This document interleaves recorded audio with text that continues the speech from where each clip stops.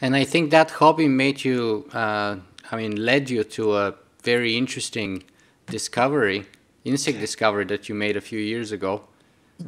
I some of the pictures I took, I uploaded to an interesting website called bugguide.net, and it's only for North America, but so it would include Canada and the US. And what it is it's like a huge collection of insect photos as well as data about them. Like what they want is where it was taken and when it was taken, so things can be plotted seasonally. There's a lot of data there. And so although there are some beautiful artistic photos there, the ones I uploaded there were really more just straight. It was more about insect identification and the data around it. So I uploaded some images, and there's a community, and some of them are entomologists and some of them enthusiasts, and they discuss some of them. So there's a picture I took of a fly. It's a fly that looks sort of like a bee. There are a lot that are like this. It's a bit of a mimic. So, that protects it by looking a little like a bee. It doesn't get attacked by some of the things that might go after it if it was a fly.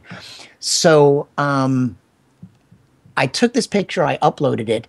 An entomologist in the Netherlands and conferred with another entomologist from the Smithsonian, and they said that this photo was the first instance of this particular species they said the Nearctic.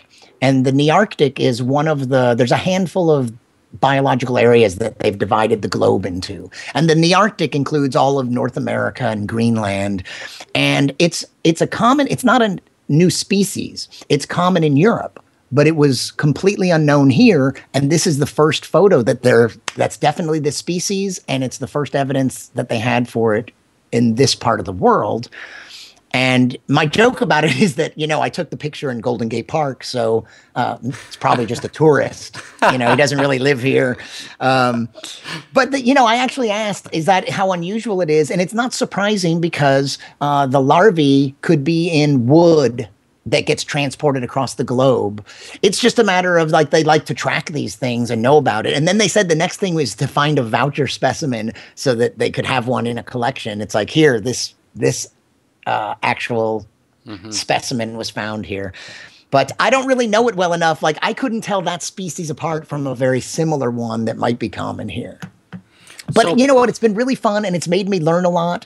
And if there's a theme from it, there's probably a few. But one is that there's stuff all around us that if you just open your eyes, you'd be surprised. Sometimes if you look on the underside of a leaf, you're walking right past something very interesting.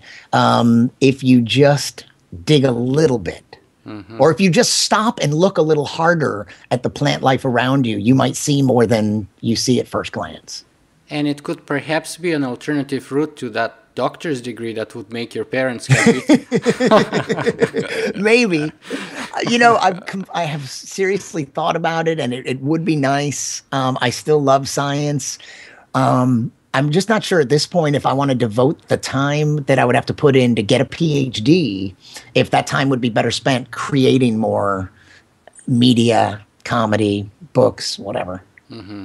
Well, that's kind of the reason why I decided to stop at the master's degree myself. What's your master's in?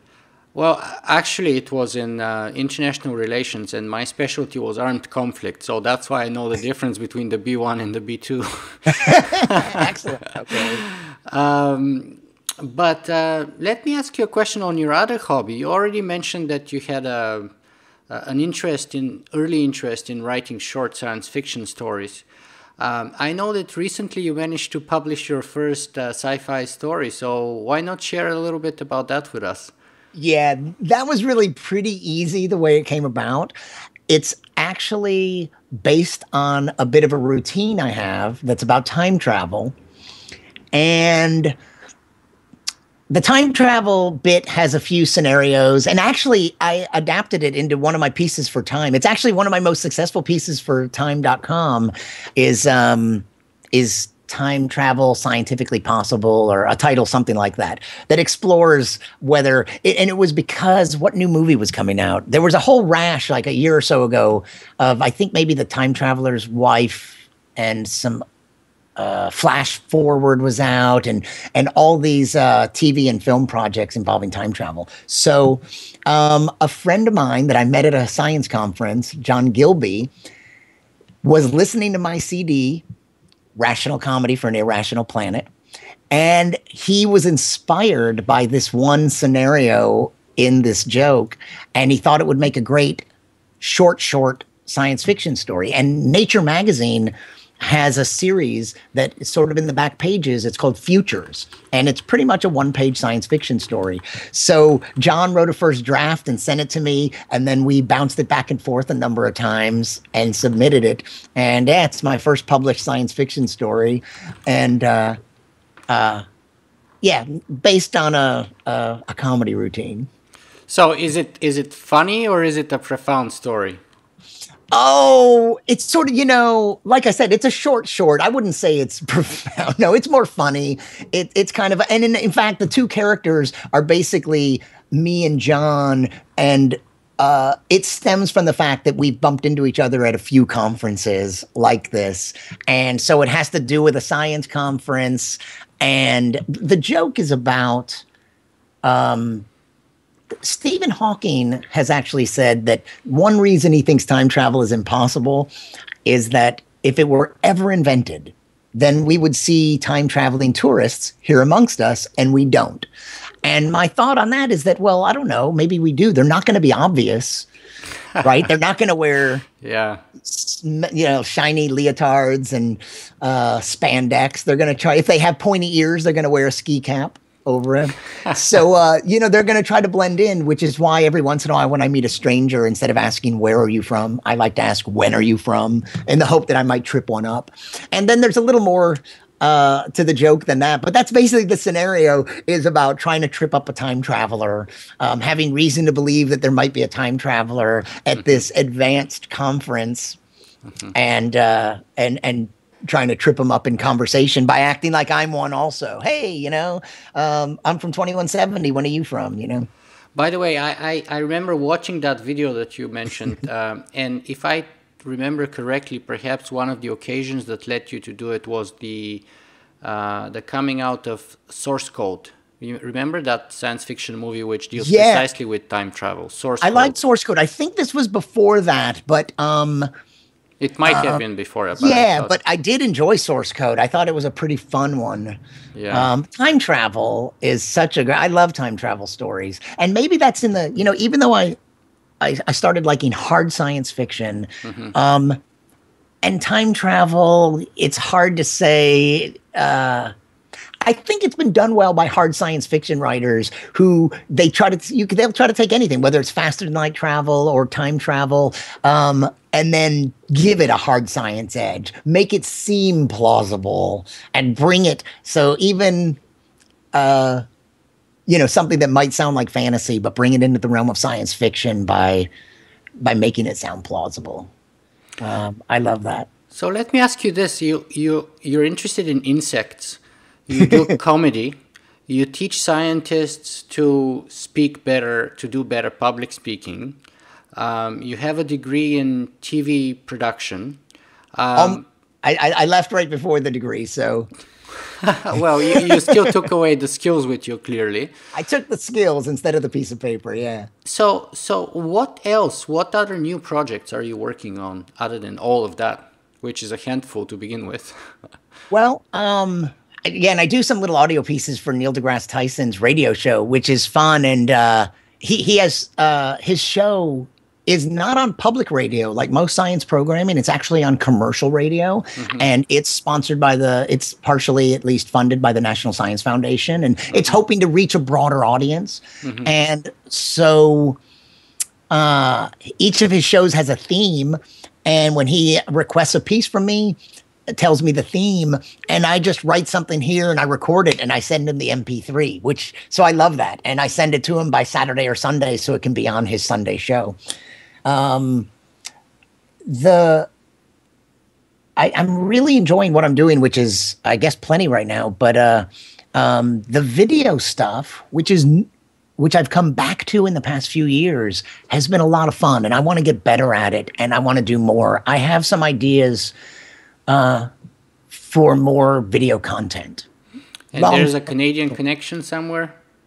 Well, the Canadian connect, not to video as much as these workshops, the training I've done for scientists, started with the National Research Council in Canada. They contacted me and asked me if I did any speaker training for scientists. And they had seen some of my time videos and they had seen my stand-up. And I guess thought that that I do some science communication. They liked the time videos where I was actually communicating. You know, in my stand-up, here's another issue that as a comedian, my only obligation is to entertain. But as a science comedian, there's an expectation that I'm also going to educate. And maybe for all of us, yes, there's a spectrum between entertainment and education. And maybe for a comedian, I've always worked farther along down the line towards education. But again, the only thing I have to do is make people laugh. But I love science. I love turning people onto these ideas. So if I can turn them onto ideas and make them fun, and that's a great way to turn people onto things is just find, you know, to pass on, is to make it fun. But also, you know, if I just imbue it with some passion, which some of my time videos aren't trying to be very funny because they're just cool. Science is cool. So I hope that I at least get that across a little. If it's not funny, at least I'm getting some enthusiasm for a really interesting idea or technology. So what was the question? I think I lost myself there for a second. The question was about your new projects. Right. So the stand-up, I do want to do more with it and more towards education. Not just entertaining. A lot of my comedy is just silly, and I think that's fine. And it entertains people with hopefully smart stuff they haven't, a flavor of stuff they haven't been entertained with before, so that I can entertain people at a Humanities Plus conference or something. I love that.